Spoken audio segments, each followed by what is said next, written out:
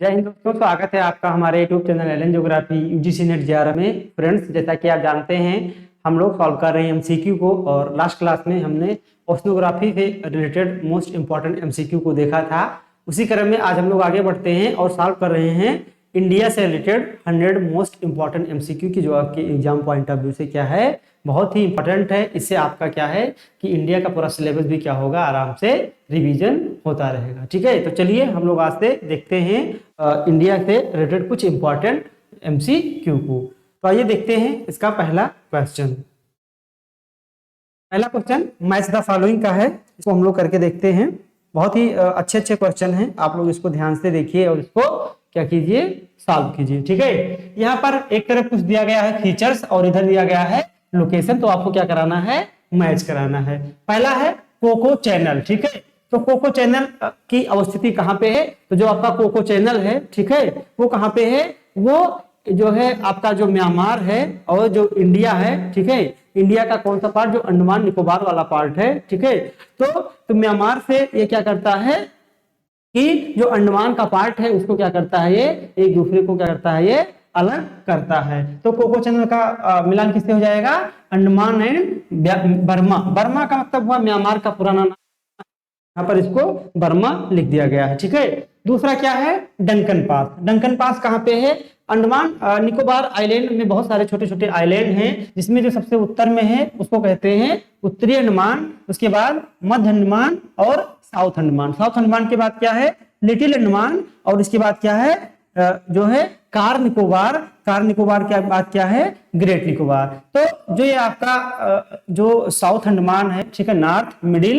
And south Andaman, और जो little Andaman है इसके पास गुजरता है, जिसको बोलते हैं डंकन पास। तो डंकन पास का संबंध किससे हो गया, आपका हो गया लिटिल एंड साउथ अंडमान के बीच में। ठीक है, उसके बाद अगला क्या है, 10 डिग्री चैनल। तो 10 डिग्री चैनल किसके बीच से गुजरता है, अंडमान एवं निकोबार द्वीप के मध्य से। ठीक है, तो इसका संबंध क्या हो जाएगा, अंडमान एंड निकोबार के मध्य से। 9 डिग्री चैनल किससे गुजरता है, 9 डिग्री चैनल जो आपका गुजरता है, जो लक्षद्वीप है, लक्षद्वीप में जो प्रमुख द्वीप है, ठीक है, एक क्या है आपका अमीनी द्वीप, और उसके साउथ में क्या है, मिनिकॉय आइलैंड। तो इन्हीं दोनों के मध्य से गुजरता है आपका 9 डिग्री चैनल। तो इसका मिलान किस प्रकार हो जाएगा, कुछ इस प्रकार से इसका मिलान हो जाएगा। आंसर देखा जाए तो इसका आंसर 3, 4, ठीक है, उसके बाद 1 डी का 2, तो 3, 4, 1, 2 इस क्या हो जाएगा, राइट आंसर। ठीक है, इस तरह के क्वेश्चन आपके एग्जाम में क्या है,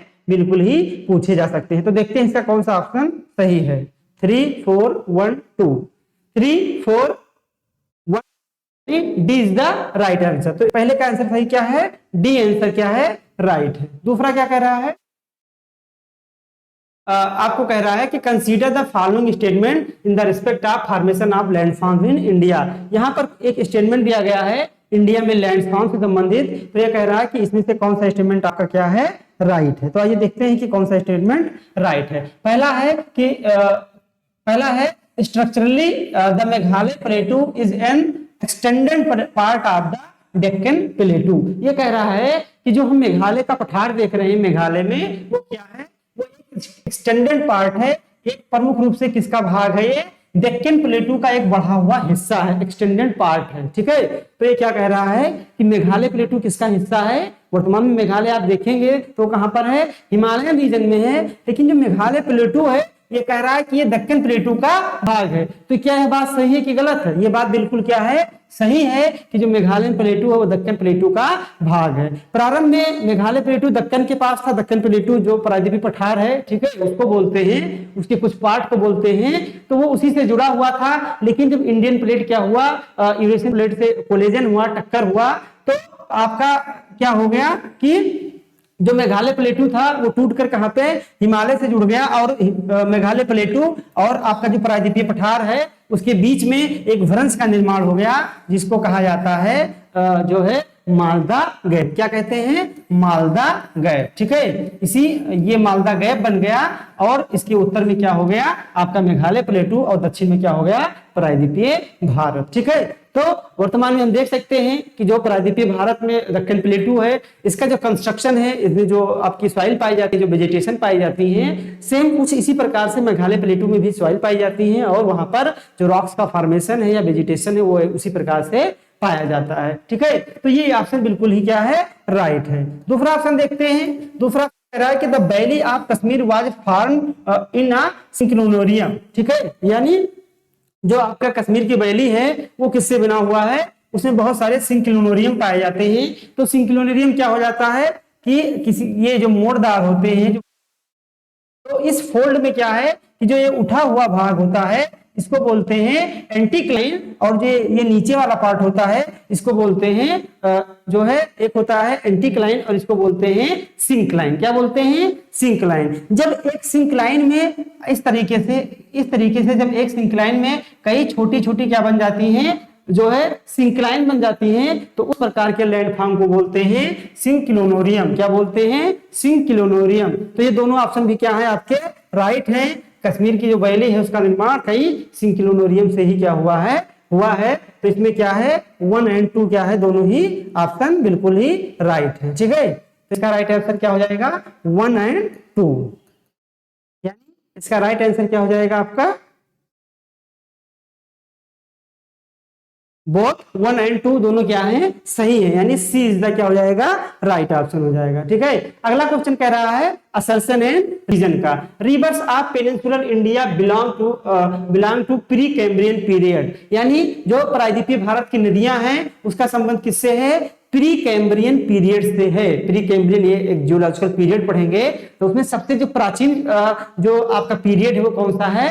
प्री कैम्ब्रियन। ठीक है, क्या है? प्री कैम्ब्रियन पीरियड है। तो प्री कैम्ब्रियन पीरियड ये कह रहा है कि जो पेनिनसुलर जो प्रायद्वीपीय भारत की नदियां हैं उनका संबंध प्री कैम्ब्रियन काल से है। तो ये बात क्या है बिल्कुल ही राइट है। क्यों? क्योंकि वो भारत का प्रायद्वीपीय पठार है, वो सबसे क्या है प्राचीनतम भाग है, जो गोंडवाना लैंड का हिस्सा था। ठीक है, उसका फॉर्मेशन ही प्री कैम्ब्रियन काल में हुआ था, इसलिए प्राचीन भारत की जो नदियां हैं वो प्री कैम्ब्रियन काल की ही बात बिल्कुल ही सही है। दूसरा कह रहा है दीज आर मोस्टली कंसिक्वेंट। ये जो प्रायद्वीपीय भारत की अधिकांश नदियां हैं वो क्या हैं? कंसिक्वेंट हैं, अनुवर्ती नदी हैं। कंसिक्वेंट रिवर उसे कहते हैं जो ढाल का क्या करती हैं? स्लोप का अनुसरण करती हैं, स्लोप को फॉलो करती हैं। तो ये बात भी बिल्कुल सही है, क्योंकि आप प्रायद्वीपीय भारत की नदियों को देखेंगे तो एक आध नदियों को छोड़कर बाकी सारी नदियां किसकी तरफ बढ़ रही हैं? पूरब की ओर बह रही हैं, क्योंकि प्रायद्वीपीय भारत कुछ इस तरीके से है, थोड़ा सा जो है क्या है साउथ से पूर्व की तरफ जो है नॉर्थ ईस्ट की तरफ क्या है झुका हुआ है, इसलिए क्या है सारी की सारी नदियां ढाल का अनुसरण करते हुए पूर्व की दिशा में बहती हैं। तो ये भी बात बिल्कुल सही है, लेकिन ये किसी भी प्रकार से जो आकर्षण है इसकी व्याख्या आपका रीजन नहीं कर रहा है। ठीक है, इसलिए ये भी सही है, बी भी सही है, लेकिन दोनों किसी की व्याख्या नहीं करते हैं। तो ऑप्शन क्या हो जाएगा? Both A and R true but R is not the correct explanation of A. तो राइट आंसर क्या हो जाएगा? B is the right answer. अगला क्वेश्चन क्या है? अगला क्वेश्चन मिलान करने वाला है, इसको हम लोग अच्छे से देखते हैं।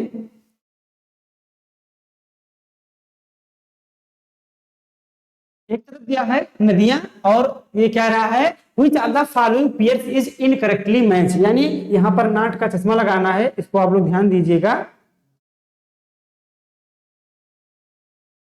यहां पर कह रहा है कि कौन सा सही संतुलित नहीं है। पहला है पेन्नारू रिवर। पेन्नारू रिवर की जो ओरिजिन होती है वो नंदी दुर्ग पीक से होती है, ये तो बिल्कुल पूरी तरीके से क्या है सही है। ठीक है, पेन्नारू रिवर साउथ यानी प्रायद्वीपीय पठार की क्या है एक छोटी सी बहने वाली नदी है। लेकिन जो दूसरी नदी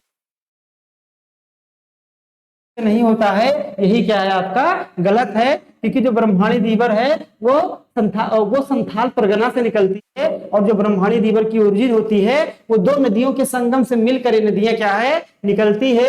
एक है आपकी साउथ कोयल, क्या है साउथ कोयल रिवर है। साउथ कोयल नाम से दो रिवर है, एक नॉर्थ कोयल है और एक साउथ कोयल है। नॉर्थ कोयल रिवर आपकी सोन की सहायक नदी है और एक क्या है साउथ कोयल रिवर, और ये एक रिवर है आपका शंख रिवर। क्या नाम है इसका? शंख नदी। इन दोनों नदियों के मिलने से आगे जो नदी बढ़ती है उसी को बोलते हैं ब्रह्मणी रिवर। बाकी जो कृष्णा है वो ईस्ट फ्लोइंग नदी है, ये भी बात सही है, पूर्व की तरफ बहती है। और जो कावेरी है उसे गंगा आप साउथ यानी दक्षिण की गंगा कहते हैं। ये बतिया भी बिल्कुल आपकी क्या है? पूर्ण रूप से सही है। ठीक है, तो इसमें कौन सा करेक्टली मैच नहीं है? B is the right option. तो इसका 4 नंबर क्वेश्चन का आंसर क्या हो जाएगा? बी आंसर राइट है। ठीक है, अगला क्वेश्चन कह रहा है कि Which one of the following pairs not correctly match? इसमें भी आपको बताना है कौन सा मैच नहीं कर रहा है। ठीक है, तो इसको देखते हैं। एक तरफ दिया है डैम और एक तरफ दिया है लेक या रिवर से संबंधित। गोविंद सागर जो लेक है, जो गोविंद सागर झील है हिमाचल प्रदेश में, ठीक है, वो किस नदी पर है? ये जो सतलज रिवर है, ठीक है, सतलज रिवर से इसका क्या है? संबंध है। जो सतलज रिवर पर डैम बनाया गया है उसी को बोलते हैं गोविंद सागर लेक। क्या बोलते हैं? गोविंद सागर लेक या गोविंद सागर डैम। जो कोल्लेरू लेक है यहाँ इसका संबंध कृष्णा रिवर से। कृष्णा रिवर इसी जो है कोल्लेरू झील से क्या होती है? होकर क्या करती है? प्रवाहित होती है, और इस पे कई बनाए गए हैं, डैम बनाए गए हैं। ठीक है, तीसरा क्या है आपका? उकाई रिजर्वायर। तो तापी जो नदी है, ठीक है, तापी नदी है, तापी नदी पर उकाई रिजर्वायर है। उकाई एक क्या बनाया गया है? डैम बनाया गया है। लेकिन जो ये बुलर लेक है, ठीक है, सिंधु नदी पे नहीं है, ठीक है, बल्कि किस नदी पर है? झेलम नदी पर है। क्या है? झेलम रिवर पर है, ना कि सिंधु रिवर पे। तो ये क्या है? पूर्ण रूप से इनकरेक्टली मैच है। तो 5 का ऑप्शन क्या हो जाएगा? D is the right option. अगला क्वेश्चन है मैच द फॉलोइंग। इसको भी क्या करना है आपको? मैच कराना है। तो आइए इसको हम लोग मैच कराते हैं। बहुत इंपॉर्टेंट क्वेश्चन है ये।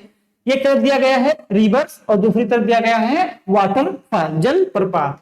तो एक है ताम्रपाणी रिवर, ठीक है, ताम्रपाणी रिवर ये आपका जो है वैगई की खाड़ी में तमिलनाडु से होकर निकलती है, प्रवाहित होती है, और वैगई की खाड़ी में क्या करती है? अपना जल विसर्जित करती है, डिस्चार्ज करती है। तो ताम्रपाणी रिवर पर क्या है? बन तीर्थम जलप्रपात है। ठीक है, जो बन तीर्थम जलप्रपात है वो किस नदी पर है?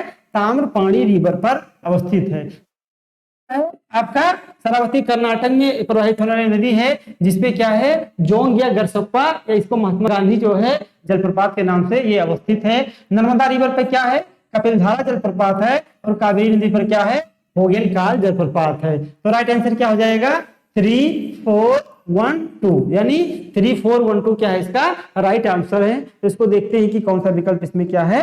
सही होता है। ठीक है, 3, 4, 1, 2 यानी ए ऑप्शन क्या है? बिल्कुल ही राइट है। बहुत इंपॉर्टेंट क्वेश्चन है, आपसे जलप्रपात से संबंधित एक क्वेश्चन जरूर एग्जाम में आपसे पूछा जाएगा। अगला क्वेश्चन कह रहा है कि जियोलॉजिकली यानी भौमिकीय रूप से, जियोलॉजिकली रूप से the oldest rocks in India are found. जो भारत में सबसे प्राचीनतम रॉक पाई जाती है जियोलॉजिकली रूप से, वो कौन सी है? ऑप्शन है धारवाड़ रीजन जो कि कर्नाटक है, अरावली रीजन जो कि राजस्थान में है, विंध्यन रीजन जो कि मध्य प्रदेश में है, शिवालिक रीजन जो कि क्या है? पंजाब में है। तो राइट आंसर क्या हो जाएगा? राइट आंसर आपका हो जाएगा धारवाड़ रीजन, क्योंकि भारत में जो सबसे प्राचीनतम चट्टान है वो आर्कियन है, और आर्कियन के बाद क्या है? दूसरा धारवाड़ है। ठीक है, तो राइट आंसर क्या हो जाएगा? Dharwad is the right answer.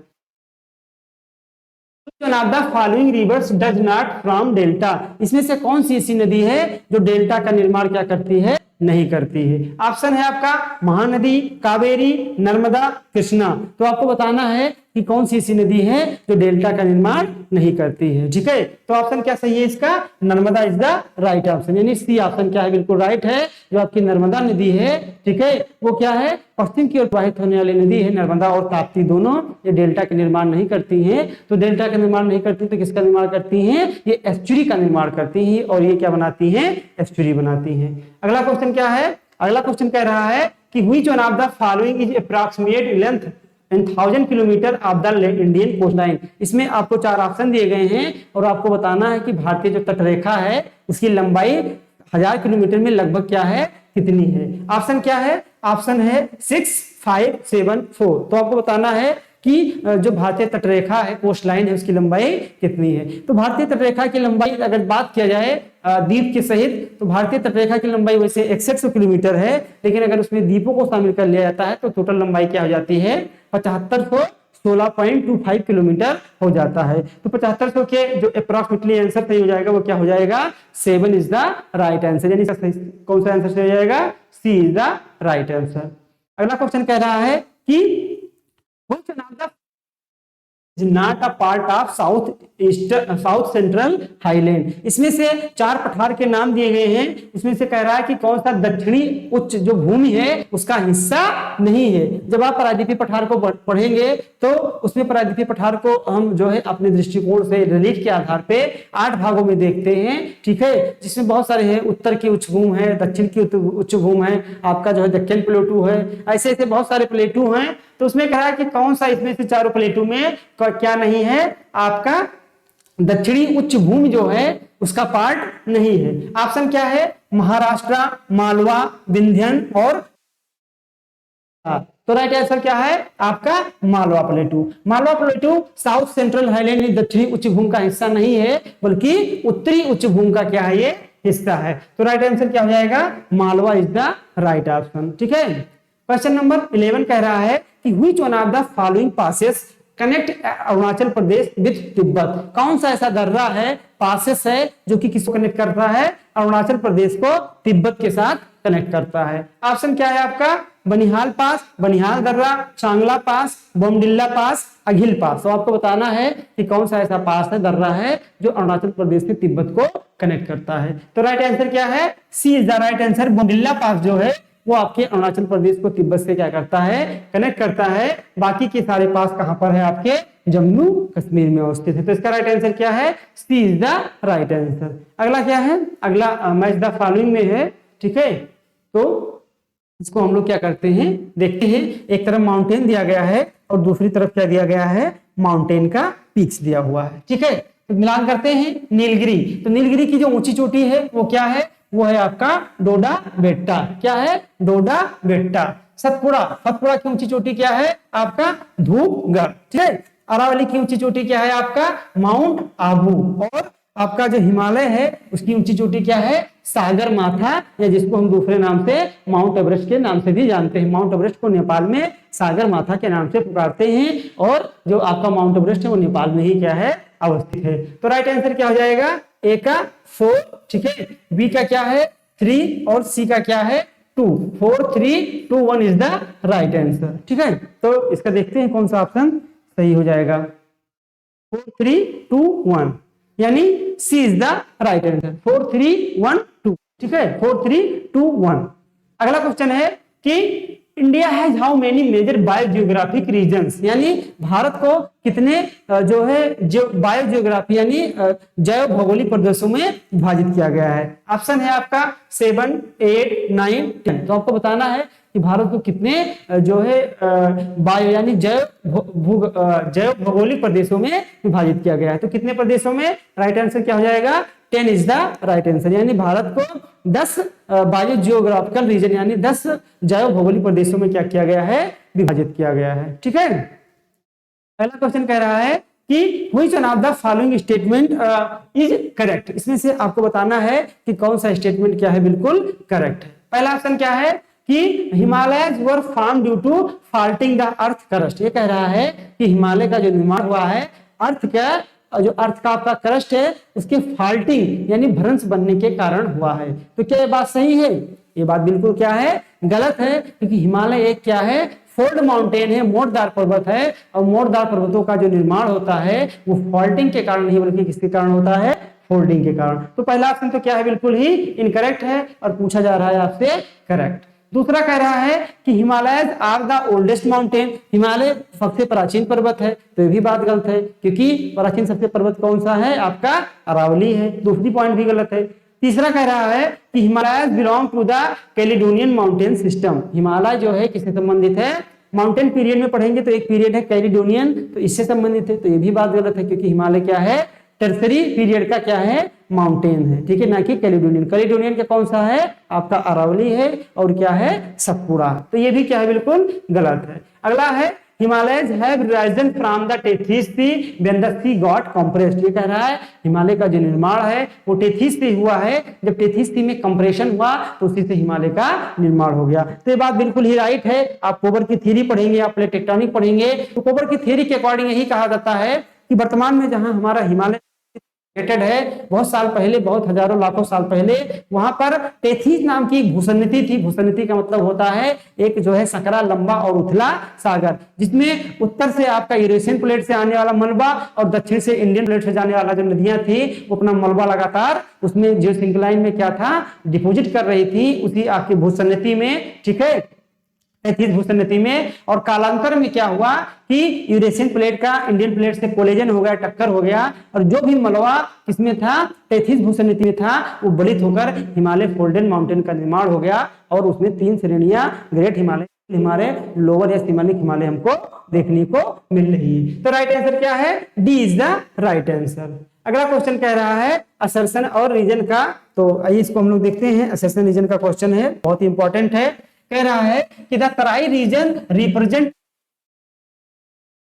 जो आपका तराई क्षेत्र है, तराई प्रदेश है, ठीक है, सबसे उत्तर में क्या पड़ेगा? अगर हिमालय से मैदान की तरफ आते हैं तो सबसे पहले पड़ेगा भाबर। भाबर क्या होता है? जिसमें कंकड़ पत्थर बहुत बड़े बड़े होते हैं, सभी के बीच में स्पेस बहुत ज्यादा होता है, कुछ इस तरीके का होता है कंकड़ पत्थर के बीच के स्पेस, इसलिए नदियां आकर इसमें क्या हो जाती हैं? विलुप्त हो जाती हैं। इसको कहते हैं भाबर। भाबर के दक्षिण में आएंगे तो आपको मिलेगा तराई रीजन, जहां पर पुनः नदियां निकलती हैं और ये पूरे तरीके से क्या है? एक तरीके से मार्शी लैंड है, क्योंकि यहाँ पर बहुत महीन कण पाए जाते हैं मृदा के, जो कि क्या करते हैं यहीं पर लाकर करती हैं, इसलिए यहाँ पर जल क्या है? परकुलेट नहीं कर पाता है। इसके बाद क्या पड़ेगा? इसके बाद करेगा बांगर भूमि, ठीक है, और बांगर के बाद क्या पड़ेगा? नहीं सॉरी, इसके बाद पड़ेगा आपका खादर भूमि, और खादर के बाद सबसे लास्ट में पड़ेगा बांगर भूमि। ये इसका क्या है? एक क्रम है। तो पहला ऑप्शन बिल्कुल सही है, मार्शी लैंड का, दलदली भूमि का। दूसरा कह रहा है क्यों ये इसका उदाहरण है, क्यों ये इसको हम मार्शी लैंड कहते हैं तराई रीजन को? क्योंकि जो Terai is a zone of seepage where the fine sand, silt and clay are deposited by the regime, ठीक है, सॉरी इमर्जिंग स्ट्रीम। यानी कह रहा है कि तराई रीजन को हम तराई रीजन इसलिए कहते हैं क्योंकि यहाँ पर क्या है, जो है एक तरीके से सीपेज का निर्माण होता है, जल भराव की स्थिति हमें देखने को मिलती है, क्योंकि यहाँ पर बहुत ही महीन कण पाए जाते हैं, किसके? सैंड, सिल्ट और किले के। और जहां पर सैंड, सिल्ट, किले तीनों पाया जाता है वहां पर जल परकुलेट करके सोख नहीं पाता है, बल्कि ऊपर क्या होता है? वो भरा रहता है, और एक तरीके से उसको क्या बोलते हैं? स्ट्रीम या जलधारा बोलते हैं। तो ये भी बात क्या है? बिल्कुल सही है, और इसकी क्या कर रहा है? व्याख्या भी कर रहा है। तो both A and R true and R is the correct explanation of A, यानी A is the क्या हो जाएगा? आपका राइट आंसर हो जाएगा, ठीक है। अगला क्वेश्चन देखते हैं।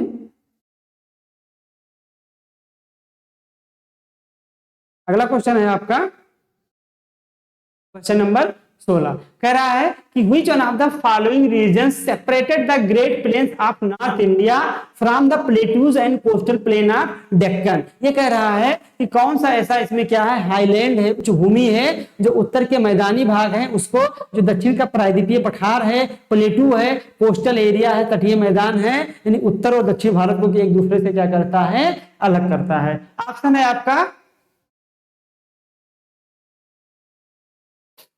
सेंट्रल हाईलैंड, केंद्रीय उच्च भूमि, वेस्टर्न हिमालय, पश्चिमी हिमालय, ईस्टर्न हिमालय, पूर्वी हिमालय, या वेस्टर्न एरिड प्लेन, पश्चिमी शुष्क भूमि। तो आपको बताना है कि कौन सा हाईलैंड है, उच्च भूमि है, जो उत्तरी भारत को दक्षिण भारत से क्या करता है? अलग करता है। तो राइट आंसर क्या हो जाएगा? सेंट्रल हाईलैंड, केंद्रीय उच्च भूमि, और केंद्रीय उच्च भूमि बोले तो क्या? विंध्याचल पर्वत, ठीक है। तो राइट आंसर क्या है? केंद्रीय उच्च भूमि, और यही विंध्याचल पर्वत है, या सतपुड़ा कह लीजिए आप, ठीक है, सतपुड़ा कहिए। विंध्याचल और सतपुड़ा जो है यही उत्तर भारत को दक्षिण भारत से क्या करते हैं? अलग करते हैं। अगला क्वेश्चन है मैच द फॉलोइंग, ठीक है। तो आइए इसको हम लोग मैच कराते हैं और देखते हैं इसका राइट आंसर क्या सही होता है। एक तरफ दिया गया है मैक्रो रीजन्स बाय भट्ट, जो आप देखेंगे कि इकोनॉमिक रीजन है, आर्थिक प्रदेश है, वो नियोजन प्रदेश है, आर्थिक प्रदेश है। तो नियोजन प्रदेशों को बहुत सारे विद्वानों ने इंडिया को अलग अलग नियोजन प्रदेशों में डिवाइड किया है, जिसमें एल एस भट्ट और प्रकाश राव का नाम महत्वपूर्ण है, पी सेन गुप्ता का नाम महत्वपूर्ण है, और ऐसे बहुत सारे क्या हैं विद्वान हैं। और इधर है ग्रुप ऑफ स्टेट, बहुत ही नॉर्मल क्वेश्चन है।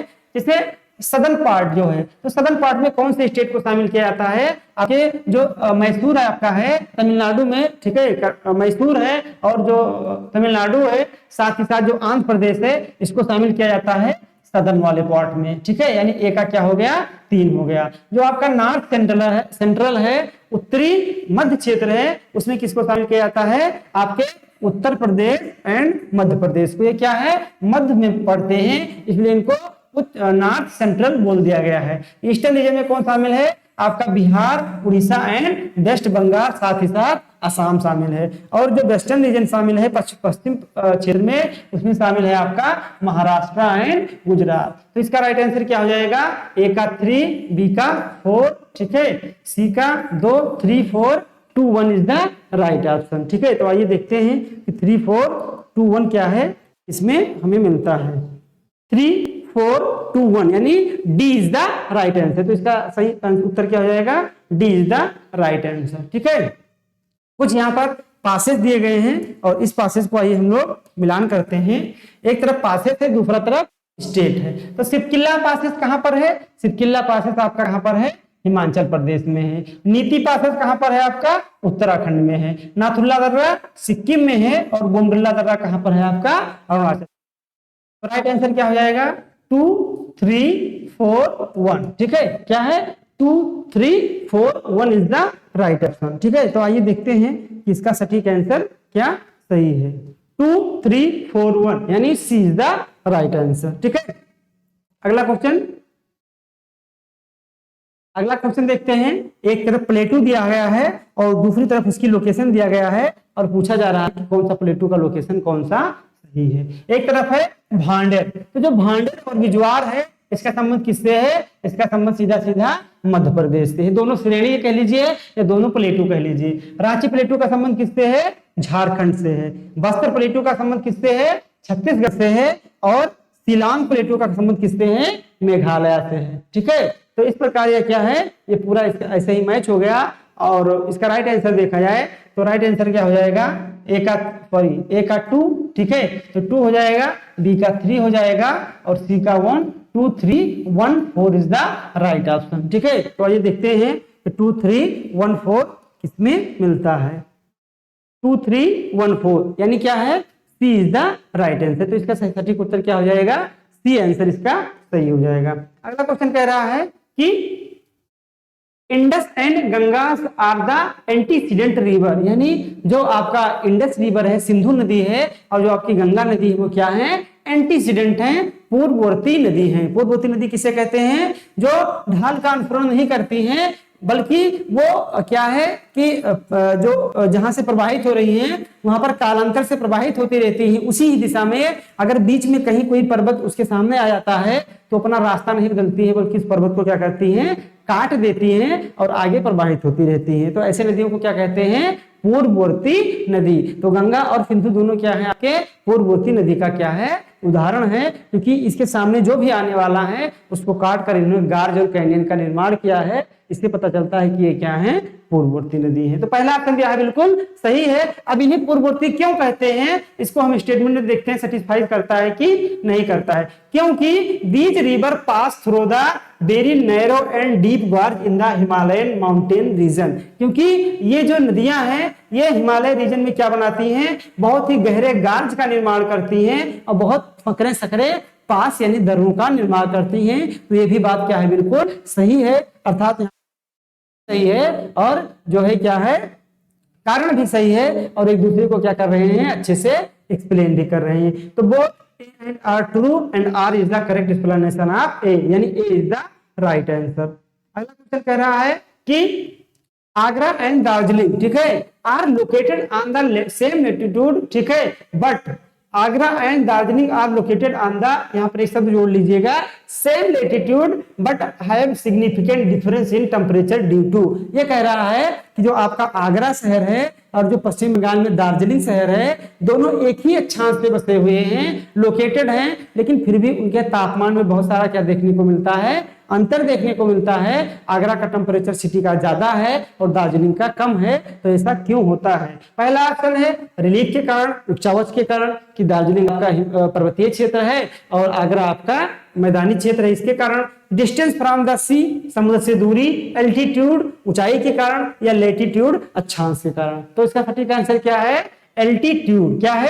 एल्टीट्यूड। वो आपका दार्जिलिंग बहुत अधिक ऊंचाई पे है और आपका आगरा है वो मीन सी लेवल से काफी नीचे है, ठीक है, बहुत ऊंचाई पे नहीं है उससे। इसीलिए क्या है कि दोनों एक ही अक्षांश पे हैं, लेकिन उसके तापमान में आपको क्या देखने को मिलता है? भारी अंतर देखने को मिलता है। अगला क्वेश्चन क्या कह रहा है? मैंगो सावर अकर्स, यानी जो आम्र वर्षा होती है भारत के किस क्षेत्र में होती है, इसको आपको बताना है। मैंगो सावर क्या है? मैंगो सावर आपका एक प्री मानसून रेन है। जब मानसून से पहले जो प्री मानसून आता है मार्च अप्रैल में, तो वो क्या है कि उसके साथ बहुत सारे तूफानी वर्षा होती है कुछ एरियाज में, तो उसको अलग अलग क्षेत्रों में अलग अलग नाम से जानते हैं। जैसे पश्चिम बंगाल में इसके काल बैसाखी कहते हैं, और जो आपका केरल है, केरल में उसको चेरी ब्लास्ट के नाम से जानते हैं। तो उसी प्रकार से कह रहा है मैंगो सावर यानी आम्र वर्षा के नाम से कहां पे जाना जाता है? ऑप्शन है Deccan plateau, Kerala and Karnataka, Gujarat and Maharashtra, West Bengal and Assam. तो इसका राइट आंसर क्या है? केरल एंड कर्नाटक, यानी आम्र वर्षा कहां पे होती है? केरल और कर्नाटक में होती है। क्वेश्चन नंबर 23 कह रहा है कि the cyclone the eastern coast of India is affected by tropical cyclone more than the western coast. ये कह रहा है कि जो इंडिया का यानी भारत का, ठीक है, यह है आपका प्यारा भारत, और जो भारत है, भारत का जो ईस्टर्न कोस्ट है, ये वाला तट है, पूर्वी तट है बंगाल की खाड़ी वाला, ये कह रहा है ये साइक्लोन से बहुत ज्यादा अफेक्टेड होता है रदर देन इसकी तुलना में, पश्चिमी तट की तुलना में। तो ये क्या है? ये बात बिल्कुल ही राइट है। आप देखेंगे समाचार पत्रों में एक साल के न्यूज को उठाकर जितने भी साइक्लोन इंडिया में आए हैं उसको एनालिसिस करेंगे, तो आप ये पाएंगे कि जो ज्यादातर साइक्लोन डेवलप हो रहे हैं वो कहां पे हो रहे हैं? बंगाल की खाड़ी में। इसलिए जो भारत का जो पूर्वी तट है वो पश्चिमी की तट की तुलना में ज्यादा साइक्लोन से क्या हो रहा है? अफेक्ट हो रहा है। कारण क्या कह रहा है कि tropical cyclone originate only in the bay of Bengal. यहां पर ओनली शब्द लग गया, यहीं पर क्या कर दिया? मिस्टेक कर दिया कि जो ट्रॉपिकल साइक्लोन है उष्णकटिबंधीय चक्रवात हैं वो केवल बंगाल में ही डेवलप हो सकते हैं, बंगाल की खाड़ी में डेवलप हो सकते हैं। तो ऐसी कोई बात नहीं है, ये अरब सागर में डेवलप हो सकते हैं। तो ओनली क्या है जो है ए सही है। तो इसका ऑप्शन क्या हो जाएगा? हम लोग देखते हैं, इसका ऑप्शन आपका सही हो जाएगा। C is the right answer. A is true but R is false. तो इसका सटीक आंसर क्या हो जाएगा? C ऑप्शन बिल्कुल राइट है। अगला क्वेश्चन कह रहा है कि which one of the following dates is correct are the normal withdrawal of south west monsoon from Indian territory? है कि निम्नलिखित में से कौन सा ऑप्शन ये सही बताता है कि जो आपका साउथ वेस्ट मानसून है, दक्षिणी पश्चिमी मानसून है, भारत से जो विड्रा होता है, वापस होता है, तो उसकी एक नॉर्मल तिथि क्या है, नॉर्मल डेट क्या है कि जब भारत का जो दक्षिणी पश्चिमी मानसून है वो क्या होता है? भारत से वापस होता है। ठीक है, ऑप्शन है 1 सितंबर, 5 सितंबर, 10 सितंबर, 15 सितंबर। तो आपको बताना है। तो राइट आंसर क्या सही हो जाएगा? 1 सितंबर। 1 सितंबर को क्या होता है? एक अन एवरेज माना जाए तो भारत का जो दक्षिणी पश्चिमी मानसून है भारत से क्या होने लगता है? वापस लौट जाता है। ठीक है, कि find the combination of two give areas where rainfall is characterized by tropical monsoon rain। यहाँ पर कुछ आपको ऑप्शन दिए गए हैं, उसमें से ये बताना है, एक से अधिक उत्तर इसके सही हैं कि किस किस एरिया में क्या होता है? मानसून के कारण वर्षा होती है। ऑप्शन यहाँ पर दिया हुआ है सह्याद्री क्षेत्र, सह्याद्री बोले तो Pashchimi Ghat, the Ganga delta, Ganga delta के क्षेत्र में, कश्मीर की वैली में, या लद्दाख रीजन में। तो इसमें एक से अधिक ऑप्शन सही है। तो आपको बताना है कि किस किस क्षेत्र में मानसून के कारण वर्षा होती है। तो राइट आंसर क्या है? 1 और 2, यानी जो सह्याद्री क्षेत्र है, पश्चिमी घाट है, या गंगेटिक प्लेन है, गंगा का डेल्टा है, गंगा का डेल्टा दिया हुआ है, पश्चिम बंगाल की बात कर रहा है, यहाँ पर तो वर्षा मानसून से होती है, लेकिन जो कश्मीर की वैली और लद्दाख रीजन है यहाँ पर मानसून से वर्षा नहीं होती है, बल्कि किससे होती है? वेस्टर्न डिस्टर्बेंस से, पछुआ विक्षोभ से वर्षा होती है। तो राइट आंसर क्या हो जाएगा? 1 और 2, यानी सी इज द राइट आंसर। इसका सही उत्तर क्या हो जाएगा? सी आंसर राइट हो जाएगा। अगला क्वेश्चन कह रहा है कि find the sequence of the onset of south west monsoon of the following area the earlier to later. यहाँ पर 4 एरिया दिए गए हैं, उसमें से आपको फाइंड आउट करना है कि जो मानसून है वो पहले कहाँ आता है और उसके बाद में कहाँ जाता है। तो इन चारों में आपको बताना है कि पहले कहाँ आता है। तो पहले कहाँ पे आता है आपका अंडमान निकोबार में। अगर अंडमान निकोबार ना होता तो आपका कहाँ से शुरू करते, केरला से, क्योंकि भारत की जो मुख्य भूमि है उसका विस्तार 8 अंश 4 डिग्री से लेकर शुरू होता है। लेकिन अगर आप बात करेंगे जो है सी में जाके, तो सी में जो आपकी जो भूमि है जो अंडमान निकोबार है वो जो स्टार्ट होता है साउथ में, जो सबसे आपका सदर्न पॉइंट है कन्याकुमारी, ठीक है, वो स्टार्ट होता है 6 डिग्री से। यानी साउथ में क्या है आपका 6 डिग्री है, और वो क्या है अंडमान निकोबार। इसलिए भारत में मानसून सबसे पहले कहाँ पे आता है, अंडमान निकोबार में। इसके बाद कहाँ पे जाता है 2 नंबर पे, केरला में जाता है। केरला के बाद कहां पर जाता है, यहाँ पर 3 नंबर में जाता है, और सबसे लास्ट में उड़ीसा में जाता है। ठीक है, तो ऑप्शन क्या हो जाएगा 3, 1, 2, 4। ठीक है, 3, 1, 2, 4 इज द राइट आंसर। 1, 2, 4 यानी B is the right answer. ठीक है, अगला क्वेश्चन क्या कह रहा है, अगला क्वेश्चन कह रहा है कि arrange the cities from the higher to lower temperature. यहाँ पर 4 शहरों के नाम दिए गए हैं, उसमें सबसे अधिक तापमान कहाँ पर है और उससे कम तापमान कहाँ पर है, यही आपको क्या करना है, बताना है। ठीक है, तो यहाँ पर आपको ऑप्शन दिखाई पड़ रहा होगा। जो पहला ऑप्शन दिया गया है वो क्या है, जयपुर, मुंबई, बेंगलुरु, जैसलमेर। ठीक है, तो सबसे ज्यादा जो तापमान होगा कहां पर होगा, जैसलमेर में होगा। जैसलमेर के बाद कहां पर होगा, जयपुर में होगा। जयपुर के बाद कहां पे तापमान आपका होगा, जो है मुंबई में, और मुंबई के बाद कहां पर होगा आपका, बेंगलुरु में। तो राइट आंसर 4, 1, 2, 3। ठीक है, 4, 1, 2, 3 यानी A is the right answer. क्या हो जाएगा, A is the right answer. ठीक है, अगला क्वेश्चन है, ये भी आपको मिला, find the sequence of higher to lower rainfall from the following areas of India. यहाँ पर कुछ जो है विकल्प दिए गए हैं, तो उसमें आपको ये बताना है कि भारत में सबसे अधिक वर्षा कहाँ होती है, और अधिक से कम की तरफ आप बढ़ते हैं तो वर्षा किधर क्या हो जाती है, कम होती जाती है। ऑप्शन है गंगा का डेल्टा, सह्याद्री यानी वेस्टर्न घाट, ईस्टर्न अप यानी पूर्वी क्षेत्र, और नदर्न गुजरात। ठीक है, सबसे पहले जो सबसे ज्यादा वर्षा वाला क्षेत्र है वो आपका कौन सा है, वो आपका है सह्याद्री यानी पश्चिमी घाट, इसको हम पहले नंबर पे लेंगे। दूसरा नंबर क्या है, गंगा का डेल्टा, यहाँ पर वर्षा होती है। तीसरा नंबर क्या है, ईस्टर्न नफ। ठीक है, जो ईस्टर्न नफ है आपका, वहां पर ज्यादा वर्षा होती है नदर्न गुजरात की तुलना में, क्योंकि ईस्टर्न नफ में साउथ वेस्ट से भी वर्षा हो जाती है, और जो है जो नॉर्थ ईस्ट जो मानसून होता है, लौटता हुआ मानसून होता है, उससे भी इसको वर्षा प्राप्त हो जाती है। इसलिए इसको तीसरे नंबर पे रखा जाएगा, और सबसे कम इस ऑप्शन में चौथे नंबर पे वर्षा होती है। तो राइट आंसर क्या हो जाएगा आपका, जो है हो जाएगा 2, 1, 3, 4। ठीक है, तो आइए देखते हैं 2, 1, 3, 4।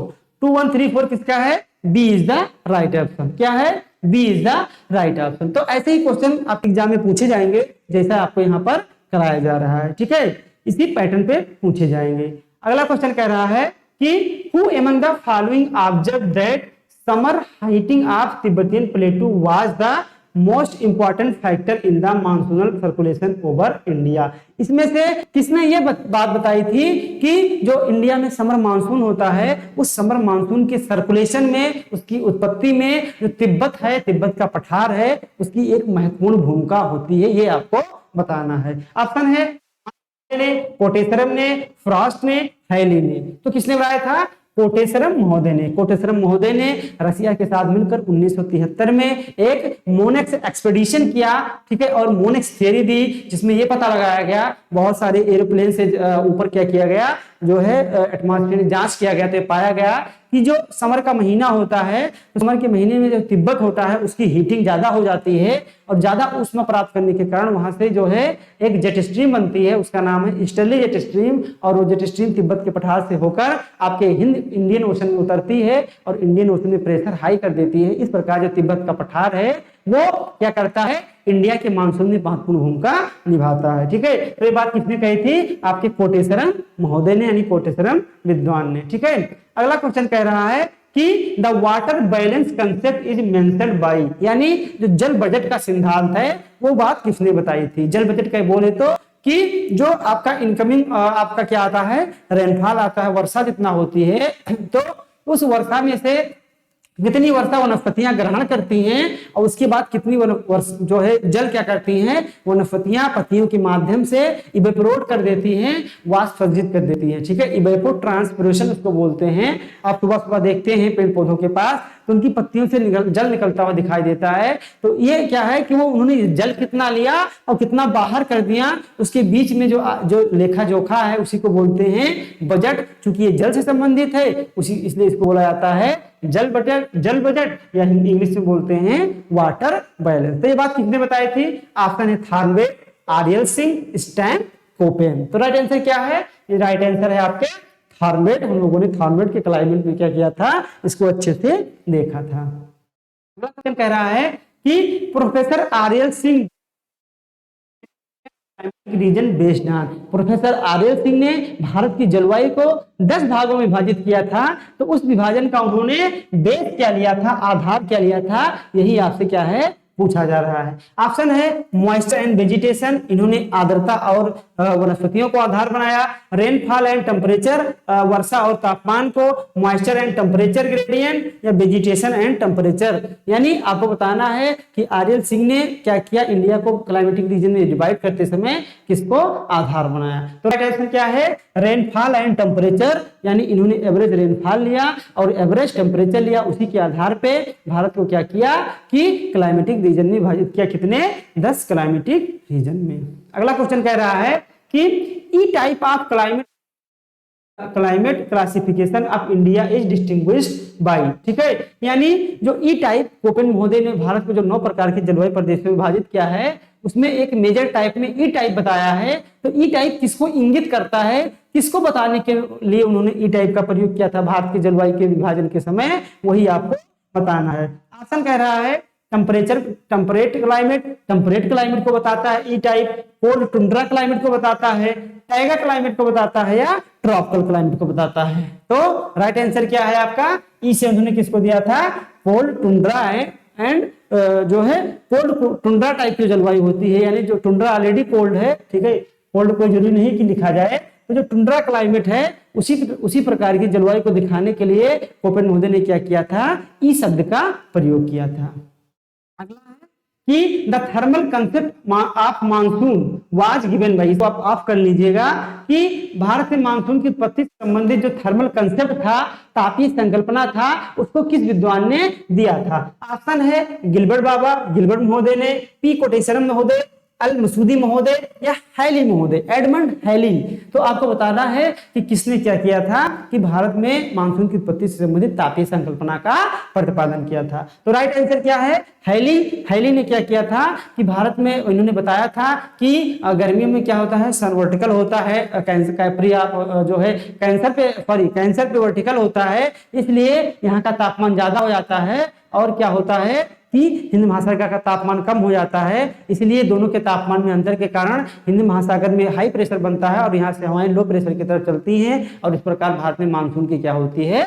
उत्पत्ति होती है। इन्होंने ये बात बताई थी मानसून के उत्पत्ति से संबंधित। ठीक है, अगला क्वेश्चन है कि western cyclonic disturbance enters in the Indian subcontinent from the west and the north west, they originate over the Mediterranean sea and are brought into India by the. ठीक है, ये कह रहा है कि जो वेस्टर्न साइक्लोन डिस्टर्बेंस होता है, या वेस्टर्न साइक्लोन जिसको बोल सकते हैं या जिसको वेस्टर्न डिस्टर्बेंस बोल सकते हो, वो भारत में कहाँ प्रवेश करता है? वो भारतीय उपमहाद्वीप में उत्तर पश्चिम से प्रवेश करता है, यानी पंजाब वाले क्षेत्र से भारत में प्रवेश करता है। तो जो ये प्रवेश करता है भारत में, इसकी उत्पत्ति कहाँ पर होती है? सागर में होती है वेस्टर्न डिस्टर्बेंस की उत्पत्ति। तो उसको वेस्टर्न डिस्टर्बेंस जो आपकी भूमध्य में उसकी उत्पत्ति होती है, उसको वहां से कौन भाग कराता है, इसी को आपको बताना है। ऑप्शन क्या है? वेस्टर्ली जेट स्ट्रीम भारत में लाता है इसको, पोलर जेट स्ट्रीम लाता है, ईस्टर्ली जेट स्ट्रीम लाता है, या ननाब द्वीप। तो यही आपको बताना है कि कौन जो है भूमध्य से भारत में क्या लेकर आता है? वेस्टर्न डिस्टर्बेंस लाता है, पछुआ विक्षोभ लाता है। तो राइट आंसर क्या है? Westerly jet stream. ठीक है, जो पश्चिमी जो है जेट स्ट्रीम है, वो जेट स्ट्रीम क्या करता है कि मेडिटेरेनियन सी से वेस्टर्न डिस्टर्बेंस को कहां पे लाता है? भारतीय उपमहाद्वीप, यानी भारत सहित भारतीय उपमहाद्वीप में लेकर आता है।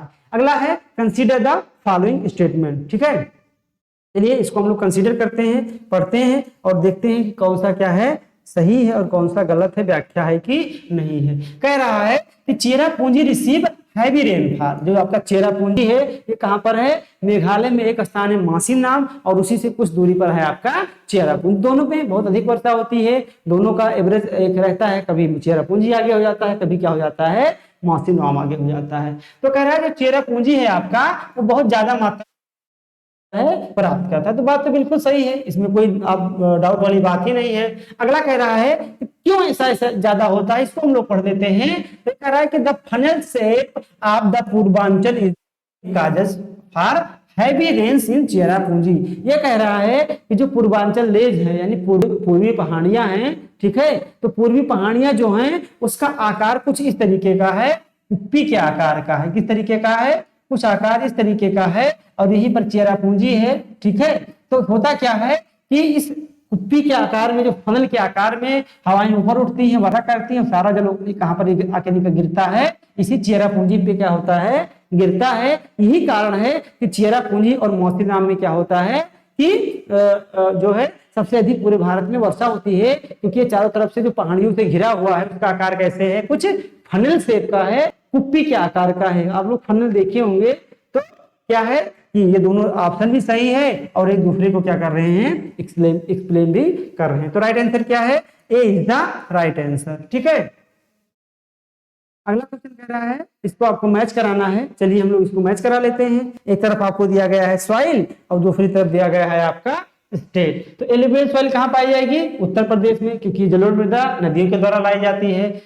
कहा जाएगी प्रायद्वीपीय पठारी भाग में, तमिलनाडु में। लेटराइट सॉइल कहां पाई जाती है, केरला में, क्योंकि केरला में सबसे अधिक वर्षा होती है और इसीलिए क्या होता है, लेटराइट सॉइल का फॉर्मेशन होता है लीचिंग प्रोसेस से। और सब माउंटेन यानी पर्वतीय प्रकार की मिट्टी कहां पाई जाएगी, पर्वतीय क्षेत्र जैसे कि उत्तराखंड में। तो राइट आंसर क्या हो गया, 4 3 1 2। ठीक है, क्या हो जाएगा, 4 3 1 2 इज द राइट ऑप्शन। ठीक है, तो कौन सा ऑप्शन सही हो जाएगा, D is the right option. तो डी क्या है इसका सही उत्तर है। अगला है 37 नंबर कि Guntur district of Andhra Pradesh is known for which one of deposits. और ठीक है, यानी जो आपका आंध्र प्रदेश में गुंटूर डिस्ट्रिक्ट है, गुंटूर जिला है, वो किस प्रकार के खनिज के डिपॉजिट्स के लिए जाना जाता है। ऑप्शन है बॉक्साइट के लिए, एंथ्रेसाइट के लिए, मैग्नेटाइट के लिए, मॉस्कोबाइट के लिए। तो किसके लिए जाना जाता है, मैग्नेटाइट के लिए। मैग्नेटाइट क्या है, आयरन ओर है, लोहा का एक अयस्क है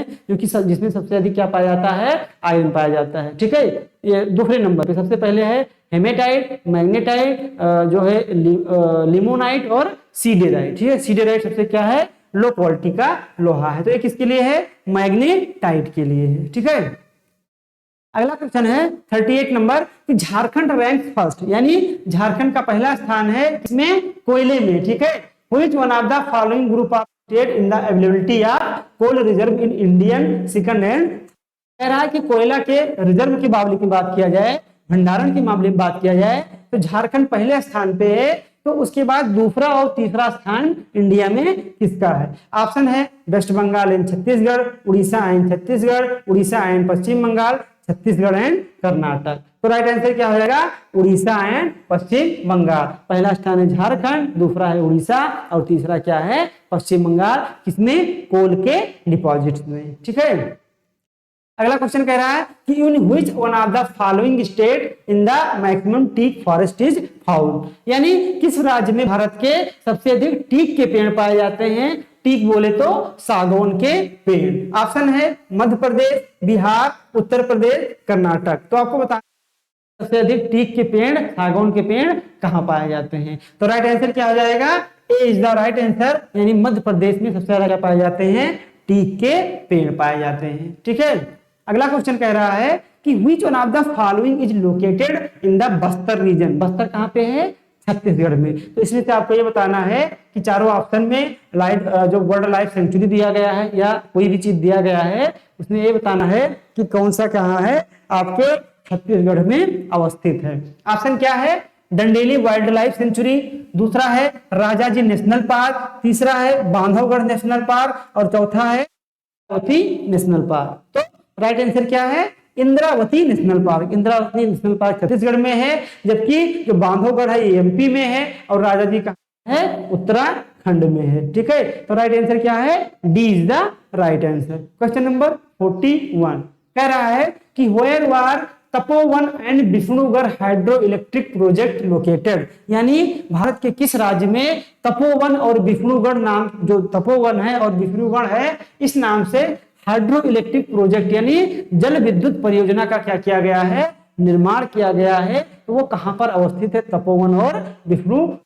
ऑप्शन है उत्तर प्रदेश, मध्य प्रदेश, उत्तराखंड, झारखंड। तो राइट आंसर क्या है, राइट आंसर है आपका उत्तराखंड। उत्तराखंड में जो भागीरथी और जो अलकनंदा है, ठीक है, जो आपका भागीरथी नदी प्रवाहित होती है, ठीक है, और एक नदी है भिलांगना, क्या है, भिलांगना। तो इसी भिलांगना पे क्या हुआ है, ये प्रोजेक्ट क्या किए गए हैं, दोनों पे बनाए गए हैं। कौन कौन से, आपके तपोवन और विष्णुगढ़। ठीक है, अगला है असर्शन रीजन का। तो आइए इसको हम लोग अच्छे से देखते हैं। असर्शन कह रहा है कि in the altitude range between 3400 metre and 4500 metre in the Himalaya alpine forest is found, यानी हिमालय में कह रहा है कि बात करें 3400 मीटर से लेकर आपका 4500 मीटर तक कौन से प्रकार की वनस्पतियां पाई जाती हैं, अल्पाइन प्रकार की वनस्पतियां पाई जाती हैं। ठीक है, जैसे आपका अल्पाइन में कौन कौन सा आएगा, जो आपके चीड़, देवदार, ये सप्रूस, फर, ये सब अल्पाइन प्रकार की क्या है, वनस्पति है। तो आपका असर्शन बिल्कुल राइट है। अब आइए रीजन देखते हैं। कह रहा है कि अल्पाइन ह्यूमन इंटरफेरेंस, ये कह रहा है जो अल्पाइन वनस्पति है वो किसी भी प्रकार के मानवीय हस्तक्षेप नहीं चाहती है, इसलिए ऐसा इतनी अधिक ऊंचाई पे पाए जाते हैं। तो ऐसी बिल्कुल बात नहीं है कि हस्तक्षेप नहीं होता है, ठीक है, नहीं चाहिए इसलिए इतनी ऊंचाई पे पाई जाती हैं, ये कारण बिल्कुल नहीं है, बल्कि ये अपनी अधिक ऊंचाई पर इसलिए पाई जाती है क्योंकि इनके लिए टेम्परेचर क्या होना चाहिए, बहुत ही कम होना चाहिए। ठीक है, कारण ये है, ना कि कारण ये है, ये पूर्ण रूप से क्या है, गलत है। तो इसलिए इसमें क्या है, A is true but R is क्या है, फॉल्स है। तो करेक्ट ऑप्शन क्या हो जाएगा, सी इज द राइट आंसर। ठीक है, क्वेश्चन नंबर 43। तो क्वेश्चन नंबर 43 को हम लोग देखते हैं।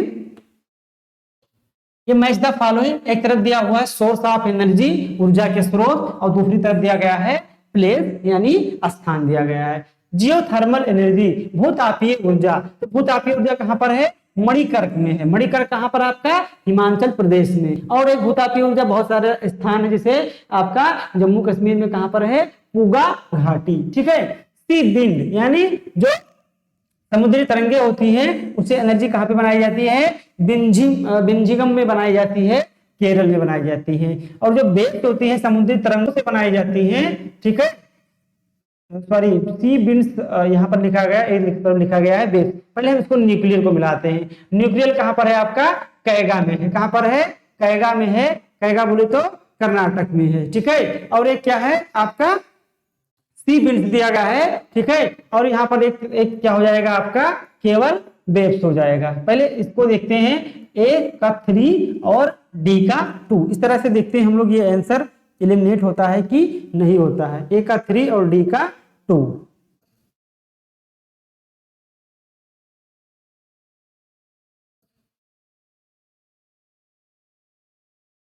ए का 3 और डी का 2, यानी बी का 1 और सी का 4। ठीक है, बी का क्या होना चाहिए, 1 होना चाहिए। यहाँ पर लिख दिया गया है सी बिंड। ठीक है, सी बिंड इसको यहाँ पर नहीं होना चाहिए, बल्कि केवल क्या होना चाहिए, बिंड होना चाहिए। ठीक है, इसलिए थोड़ा सा क्या हो रहा था, कंफ्यूजन हो रहा था। तो इसको आप लोग बिंड कर लीजिएगा। तो बिंड का है नहीं, जो हवा चलती है, जो हवा से जो बिजली बनाई जाती है, पवन चक्की लगी हुई है, वो कहाँ पर है, खंभात के पास है, आपके गुजरात में। और जो वेव्स हैं, जो तरंगों से ऊर्जा बनाई जाती है, जिसको ओटेक एनर्जी कहते हैं, ओशन थर्मल जो एनर्जी होती है, वो कहां पर है, आपका जो है बिंजिगम केरल में है। तो राइट आंसर क्या हो जाएगा, ये हो जाएगा आपका 3142, सी इज द राइट आंसर। ठीक है, अगला क्वेश्चन कह रहा है कि which one of the following percentage in India contributed towards biodiversity, ये कह रहा है कि भारत में विश्व की कितनी प्रतिशत जैव विविधता पाई जाती है। तो भारत में पूरे विश्व की कितनी प्रतिशत जैव विविधता पाई जाती है,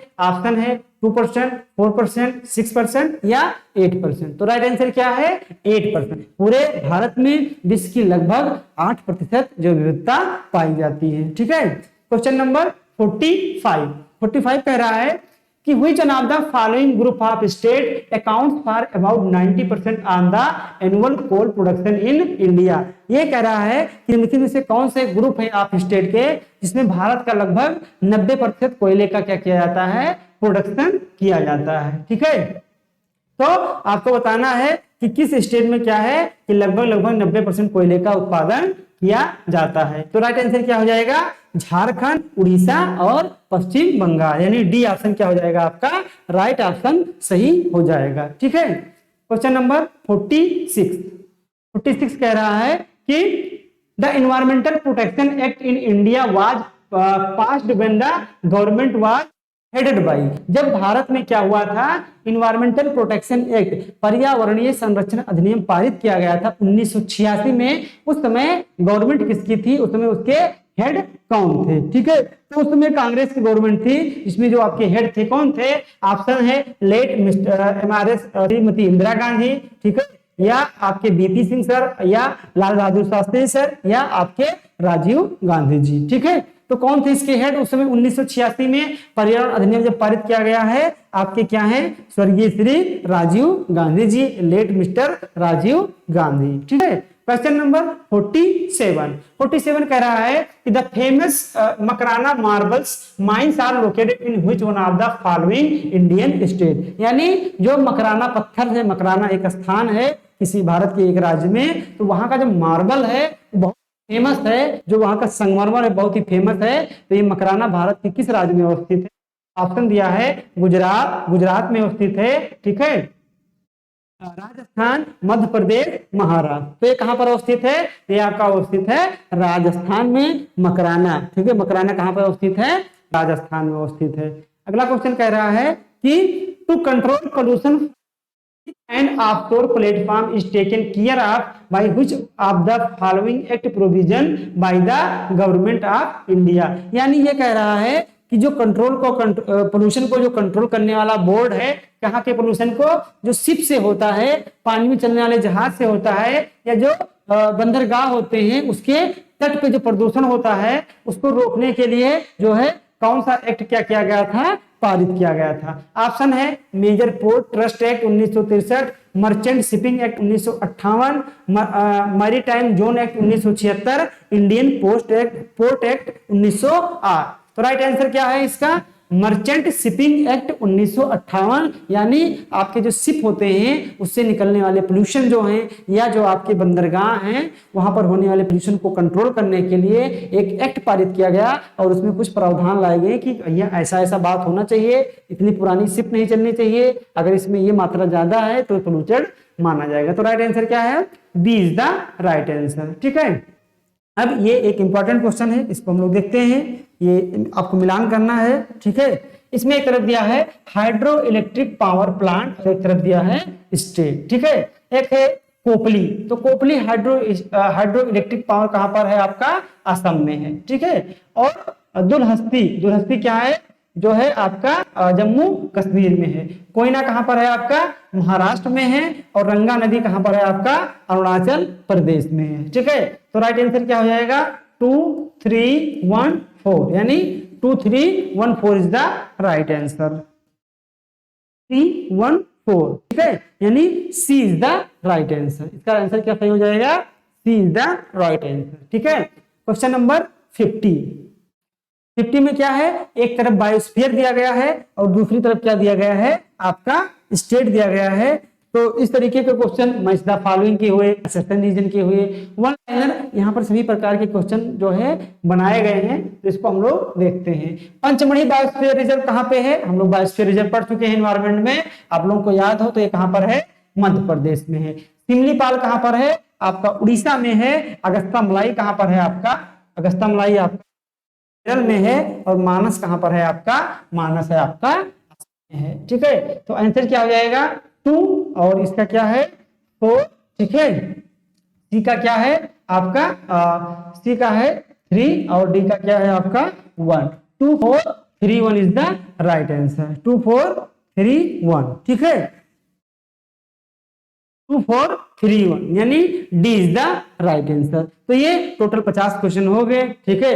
आज के लिए इतना ही, इसको आप लोग अच्छे से सॉल्व कीजिए। सॉल्व करने के हम जो है जैसे ही 100 क्वेश्चन पूरा होगा इसका पीडीएफ विथ आंसर की आपको एलन जियोग्राफी यूजी जेआरएफ के नाम से जो टेलीग्राम चैनल बनाया गया है वहां पर हम उपलब्ध करा देंगे। आप लोग उस चैनल पे जाके जो है क्या कीजिएगा कि पूरा का पूरा आप लोग वहीं से डाउनलोड कर लीजिएगा, ठीक है। हमने जो भी मैटर पढ़ाया है आपको, जितने भी टॉपिक, वो सभी हम इस पे अपलोड कर देंगे।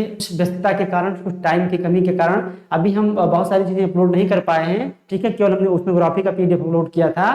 तो ऐसे ही जितना भी मैंने पढ़ाया है सभी क्या है कि धीरे धीरे आपको टेलीग्राम चैनल पे हम प्रोवाइड करा देंगे। बस आप लोग इसको बने रहिए, क्वेश्चन को सॉल्व कीजिए और अच्छे से एग्जाम दीजिए। आप जो है एग्जाम को अच्छे से क्या कीजिए, क्रैक कीजिए, ठीक है। तो मिलते हैं नेक्स्ट 50 मोर इंपॉर्टेंट क्वेश्चन के साथ इंडिया के।